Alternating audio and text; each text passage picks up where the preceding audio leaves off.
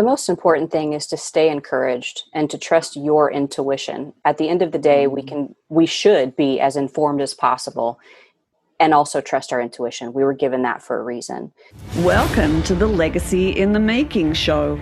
I'm your host, LA's foremost success coach, Toni Marie Torrey. I interview leaders and influencers who've gone beyond the superficial markers of success and claimed true fulfillment by leveraging their positions to create positive and profitable changes in their businesses and beyond. They share their stories and offer real-world, boots-on-the-ground experience that translates into practical advice to apply to your own journey. I invite you to this injection of wisdom and inspiration so you can prevail and leave your own lasting legacy. Well, hello and welcome to the Legacy in the Making show, where we interview people that are in positions of influence and leaders that have taken their success beyond the superficial markers of success and way into creating positive change and creating a legacy, not just for themselves, but for future generations. And today I am so excited to introduce you to Stacy Paetz.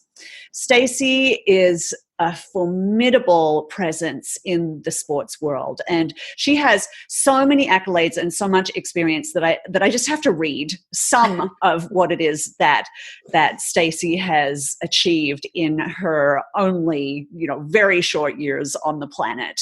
So Stacy, at age 19, made her first on-air appearance at ESPN, and she became the first female and the youngest individual in the NBA to host every pre-game, halftime, and post-game show, as well as report from the sidelines for the Indiana Pacers on Fox Sports for 7 seasons.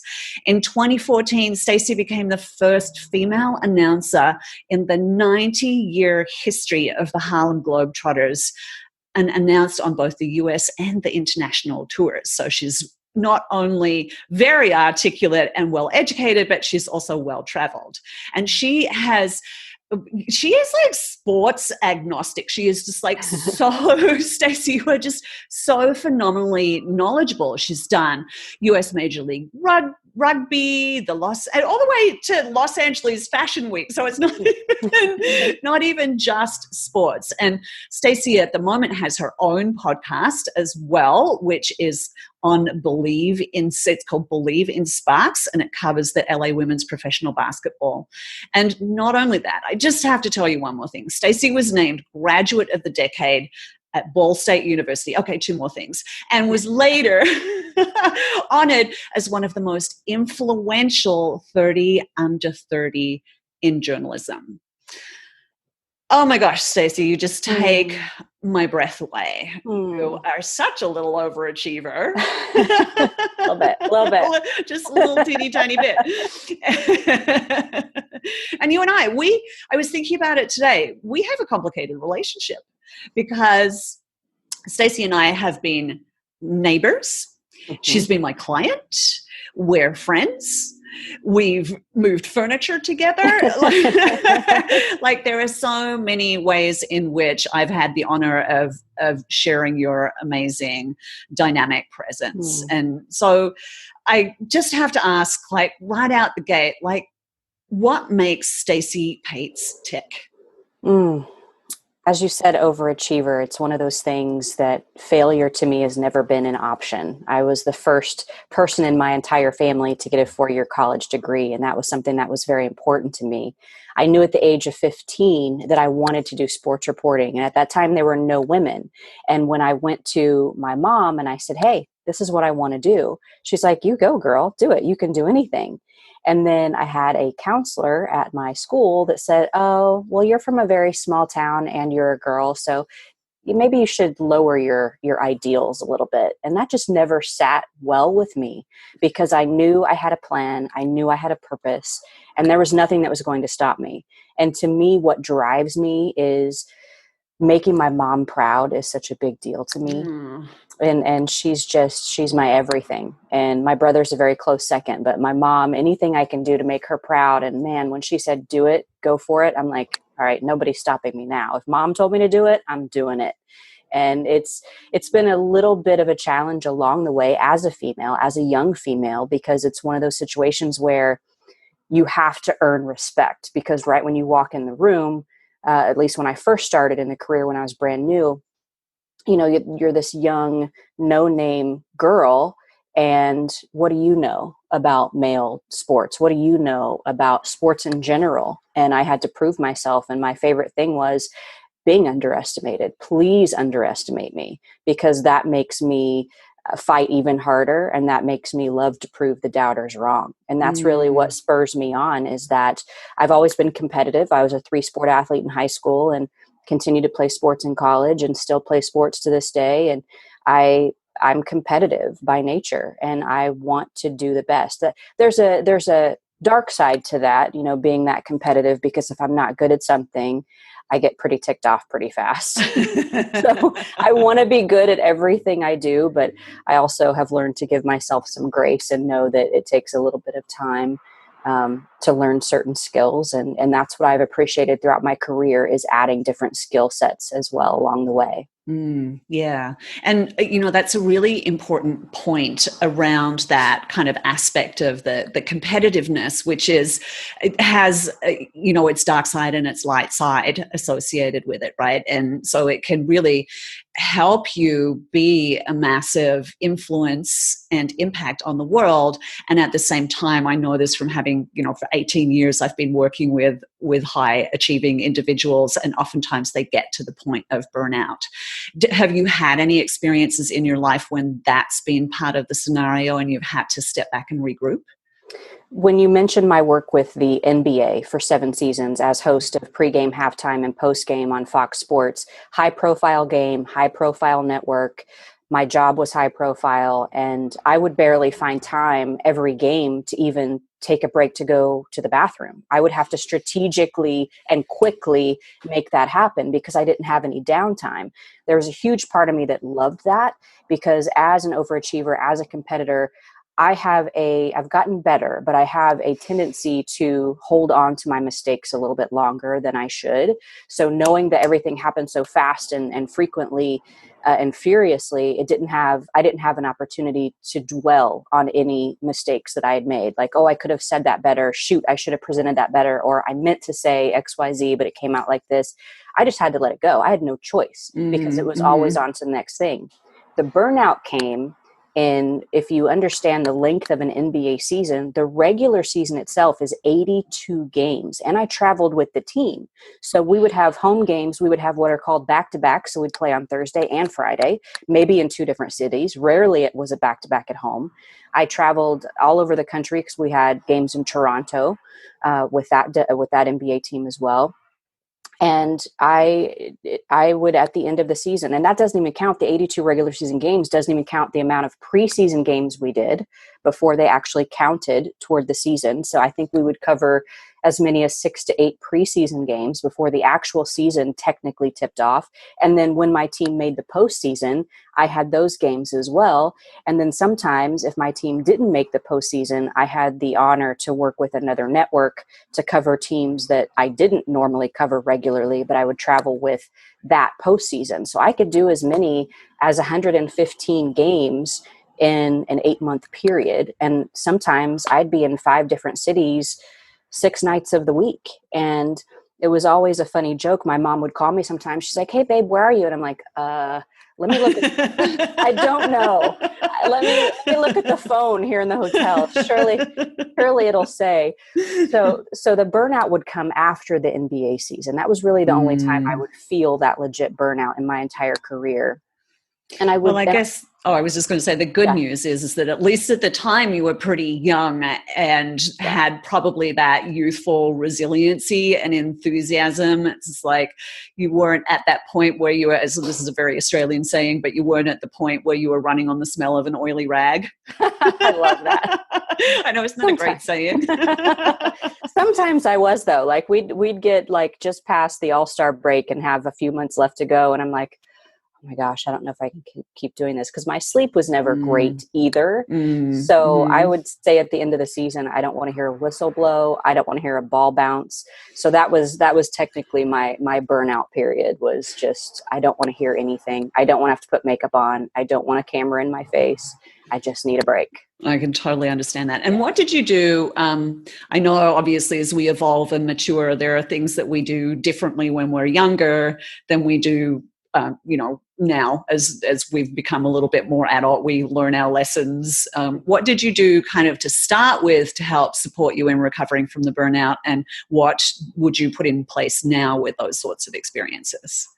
For me, the burnout was exactly that, like not watching any games, not even playing a basketball game, a pickup game that I would normally do perhaps on a weekend, just completely detaching myself from it and focusing on something completely different, like finding a show that I love to watch that I could just really melt into my couch, almost literally, and focus on something else. I would hibernate for a couple of days in my house in Indiana at the time, and just wanted to, just didn't want to have to turn anything on, not my brain, not my voice, not my anything. I just wanted to really melt into that. And it's something that I've been able to regulate over the years, because I'm so grateful, eternally grateful, and blessed to be doing what I love to do and feel like I'm truly living in my purpose. And it has given me a platform to put people in positions otherwise they may not have experienced. I've helped college people get internships in the WNBA and in the NBA that otherwise they would have never had opportunities to do, also in the NFL. And I love that aspect of the platform that I've been given. Mm-hmm. It sounds like you're really focused on giving back and supporting others and giving them a bit of a leg up. Can you give me some specific examples? Tell me a bit more about that. Yeah, absolutely. I can. It's neat this is my favorite story because it came full circle. So when I was hosting, it's called Scholastic Sports America on ESPN. It was the network's longest running magazine show. And I was the last ever host of that show. And there were only two females that hosted in, I believe it aired for 20 years. I was only the second female and the last ever host, because they decided it wasn't making enough money. Unfortunately, it was a great show. That's too bad. Yeah. Well, in my travels, I had met this young woman named Kimberly, and she was just, you could tell there was something special about her. I don't know if I saw a little bit of me in her, because she was so driven and focused and determined and knew what she wanted to do, and nothing was going to hold her back. So I think maybe subconsciously I'm like, she's kind of like me. Yeah, no, that doesn't sound like you at all. No, not at all. Not at all. I just sit back. No, I just sit back and let it all come to me. So I met her, and she said she was still in college at the time, and she said she really wanted to get into television. And I said, well, I know someone, which was me. And so I invited her. I said, I feel like you can handle this. So as I'm hosting the show, which aired nationally on ESPN, a major network, I said, I want you to find a story. I want you to research it, write it. I'll make sure it's shot properly, so you don't have to worry about cameramen or anything like that.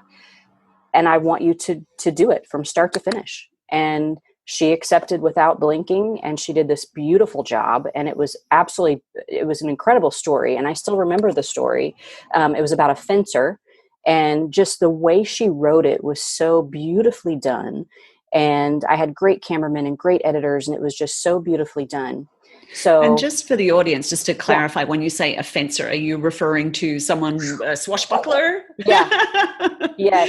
Cool. Yes. Yeah. Legit fencing. Wow. And that athlete actually went on years later to compete in the Olympic Games, which is super cool sidebar story. So she did a terrific job. And a few years later, when she was, well, not even a few years later, because I believe she was a senior in college at that time, I pretty much immediately, and I lived in Indianapolis, and she's from Kansas. So when she graduated, I said, here's what we're going to do. I'll help you find a place to live, and we'll sort it all out. I want you to do an internship for this company, because you already are valuable. You're going to be someone very special. I just knew it. I just felt it. So flash forward to, she does start the internship, it turns into a full-time job for her. She ended up getting married and having 2 beautiful kids and moving over to Colorado. And she did so much great work. She has a auto racing background. So she was able to, in Indianapolis, that really suited her so beautifully. I bet. Yeah. So then she started her own production company. So then here's where it gets really good. Life happens. So we really didn't speak for probably 10 to 15 years. Because like I said, she was married, started a family, and we're both doing our own thing. Well, yeah, you didn't have much going on your plate either at the time. No, totally. And I get an email from her 3 years ago, and she says, hey, there's a new league starting up. I don't know if you're interested. I know you've been doing a ton of hosting. I don't know if you'd be interested in doing sideline reporting, and it's rugby. I don't know if you know anything about rugby, but it's also on CBS. And I emailed her straight, and she was going to be one of the main producers on this. So I said, absolutely, I would love to do it. I knew nothing about rugby. I knew how to spell rugby. That was like the only thing I knew about the sport. So I said, absolutely, I'm doing it. And it was only supposed to be 1 game because it was a brand new league. They didn't really have a budget. They weren't really going to have sideline reporters. But Kimberly knew me, knew my work ethic. And she said, no, that will really add to the broadcast. Stacy will really add to the broadcast. So I was supposed to just drive down to San Diego for a one-off game. And before I knew it, I became on the A team of reporters for rugby. And thanks to her. And it was this neat full circle. Like I gave her her first chance, and she brought me back into the fold with this. And little did anybody know I fell in love with the sport of rugby.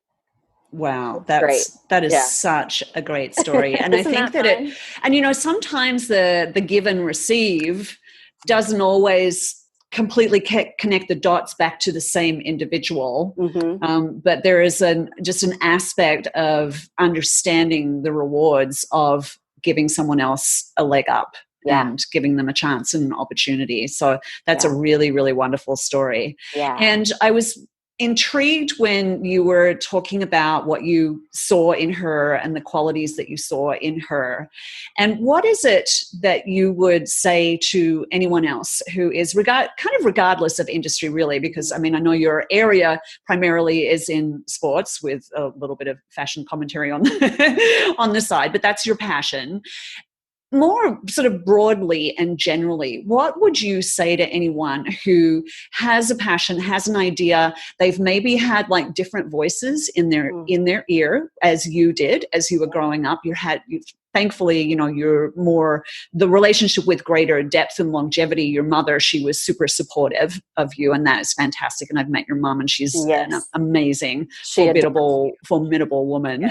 She adores you. I adore her too, and she's been a client as well. So, I've really had the honor of serving your family on a lot of different levels, which I'm super grateful for. Me too. And that just makes me feel like just really soft thinking about your mom and just sending her love. So yeah. And anyway, so as I was saying, as I digressed a little bit, you really did. You had multiple voices. You had the who was it? Guidance counselor, the guidance counselor who basically probably had his own not good enough story. Yeah. And was projecting that on you. Yeah. Basically telling you, small town girl, there's no, girl to start with, small town, secondary, there's no chance that you can make it. What would you say to someone who has aspirations? And obviously not everyone ends up playing out their purpose in quite the same specific arena, but you had a strong sense of purpose and passion. Yeah. And I suspect that regardless of how that played out for you professionally, you would have had a stick-to-itness associated with it anyway. So what gems do you have to share that are like kind of practical real-world advice for our listeners? The most important thing is to stay encouraged and to trust your intuition. At the end of the day, we should be as informed as possible and also trust our intuition. We were given that for a reason. I also believe that I was given this specific passion and desire for television from God. I truly believe that, because if I wouldn't have done this on my own. There's no stinking way. Like I'm not great at doing my makeup. I'm not great at doing my hair. Like this is air dried. Like I don't know what the heck else to do sometimes. I just let it go. And well, you're blessed with just naturally amazing tresses, so so it works. Thank you. One of my manifestations is I want to do a national hair commercial. I think that would be amazing. And hello. Yes, let's put it out there. You're actually perfect contender. Thank you. Now who's digressing? Sorry. So the main thing is to stay encouraged, trust your intuition. I didn't have it in my spirit or in my gut to be a doctor. Therefore, that wasn't part of my intuition. Therefore, that wasn't part of my plan or my purpose. Maybe if that would have come about like next year, if I feel like I'm meant to be an ER doctor, well, it looks like I'm going back to school for 10 years. But regardless, I followed what I felt to my core was meant for me. And it's also funny that this is involved too, because I wouldn't necessarily say shy, but I'm an extroverted introvert for one thing. I'm blessed with so many friends that I absolutely adore, male and female, that I'm so grateful to have in my life. And if I'm at a wedding and a camera is nearby, I'm like, unless I'm asked specifically to say some words. I don't like the attention. I don't like any of that stuff. And it's so funny that I'm like, okay, really? So I don't love that stuff, yet my career is to be in front of the camera and using my voice. And that's been a really neat thing as I've gotten older. I just knew as a teenager, this is my passion. I want to be one of the first. Mom said I could do it, so I'm going to do it.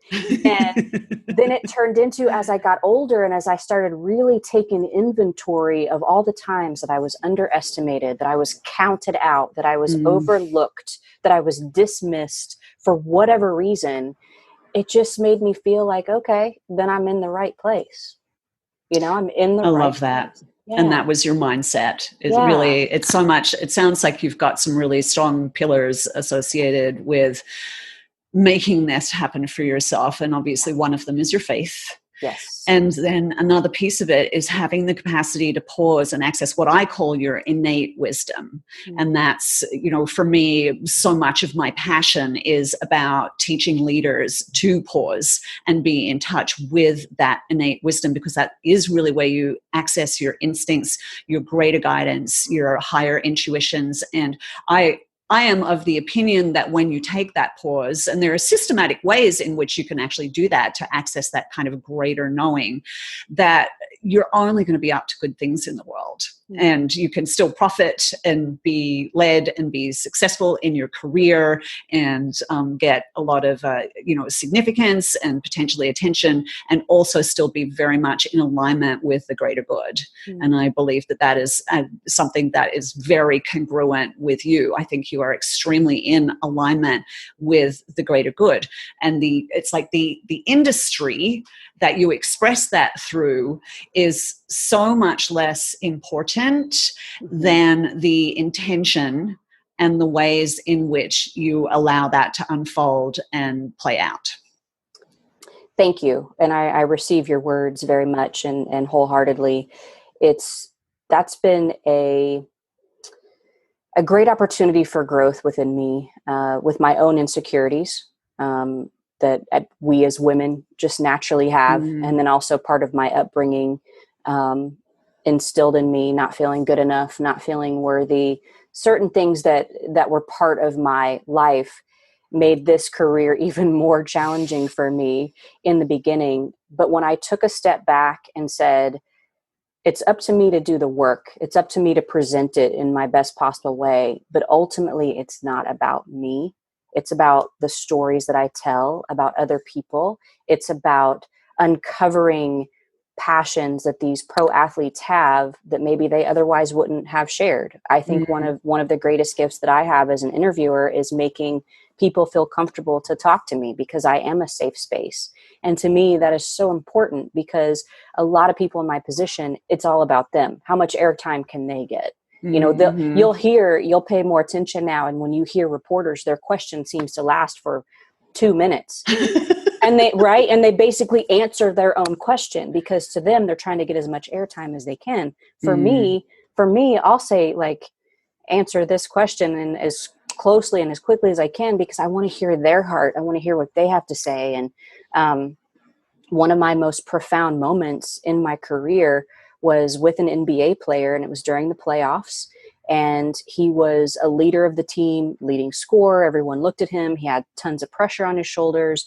And I followed the company line in terms of what the producer at the time wanted me to ask. But my instinct kept telling me, you need to ask him something else. So I'm like, you know what? This might tick some people off, but I'm going to follow my gut. I'm going to follow my instinct. And thank God I did. I simply said, what is something else that Tracy McGrady would like people to know? This man talked, I'm not kidding you, didn't take a breath for like 10 minutes and talked about how, people don't understand who he really is. And people, like, he just emptied himself. Mm-hmm. And when we were done, he forgot his microphone was on, which to me, that's the biggest compliment ever, because it was just two people conversing. Huge compliment. And then part of me, like, as I was so proud of his answer, and I know that it added to the broadcast and to the story, I remember kind of sheepishly looking over at my producer, waiting for him to be like, but he was already on the phone calling the network saying, you're not going to believe this. Like, this is awesome. Yeah. So it's moments like that. Yeah. It's moments like that. You just want to go back and just really trust yourself. And I learned not to push too hard. I've made that mistake before too, like pushing too hard for a story. And I had the details right, but I just tried to do it so fast that it didn't come out as well as I wanted it to. So and I love that you say that. It's like I talk about with my clients about the push mentality, which I think is a trap that that many high achievers fall into, is that, and especially when we're younger, we do this pushing thing to create results and we get results. But eventually over time, we can create cracks that turn into canyons just by spending all that time pushing. And there is another way to create results. And I think so much of that is to do with tapping into your wisdom and trusting your instincts and having the capacity to go with the flow and to open up space for a new kind of dialogue. And I love that you do that. Yeah, thank you. Stacey, this has been an amazing conversation. I'd love to finish up with the same question that you asked. Is there something else that we need to know? I think what's most important for me is to speak a little bit about you. What you have meant to my life and the work that you are doing is phenomenal. It's also a gift of yours and a passion that you pursued for the benefit of others. And I am so grateful that you stepped into my life first as a neighbor, and now you're stuck with me forever as a friend, like it or not. And just having been one of your clients, and with my mom as one of your clients, to be able to sit here and say, and there is a part of me that's a skeptic with some things, but you are the real deal. And the work that you do is so, not only do you have the knowledge, you have the thoughtfulness and the genuine desire to see people grow, to see people lead with their passion and do it at their highest level. And I feel super blessed to know you and to be part of the wonderful work that you do. And because I've met you, I may have done some stuff before, just a couple things before. I'm going to do so much more because I know you and because you've given me some tools to continue to be at my highest level. And I can't wait to celebrate any victories that I have with you. Oh my gosh. Well, thank you, Stacey. I'm so touched, and that was unexpected. And I'm extremely grateful for you sharing your thoughts around that. Everybody, this is Stacy Paetz, just formidable woman of sports, of TV, of anything that she puts her mind to. Stacy, thank you so much for the legacy that you are creating, for the people that you are inspiring and those that you are supporting specifically. Well, it's my privilege and my honor. Thank you so much. And I only report the facts, so you can take everything I said to the bank. I love it. You had it from the horse's mouth, everyone. Okay, thank you so much. We'll wind up now. I hope everyone gets to enjoy listening to this amazing woman talk about part of her journey and learn some things that you can apply to your own life. I'm glad you tuned in to the Legacy in the Making show. If you're genuinely interested in creating positive change in your business or your life or on a more global scale, I invite you to connect with me at tonymarie.com. That's Tony with a Y, Marie with 2 E's. When you get there, you'll find the Path to Purpose Master Plan, the truly brilliant method to make sure you're clear on why you're here. This is the absolute critical foundation to honing your instincts and leaving a legacy you'll be proud of. You can also find out about the Innate Wisdom Business Council, which is an opportunity to evolve your vision in the company of like-minded leaders, and much, much more. Thanks for listening. Remember to subscribe to the podcast, and we'll see you next time.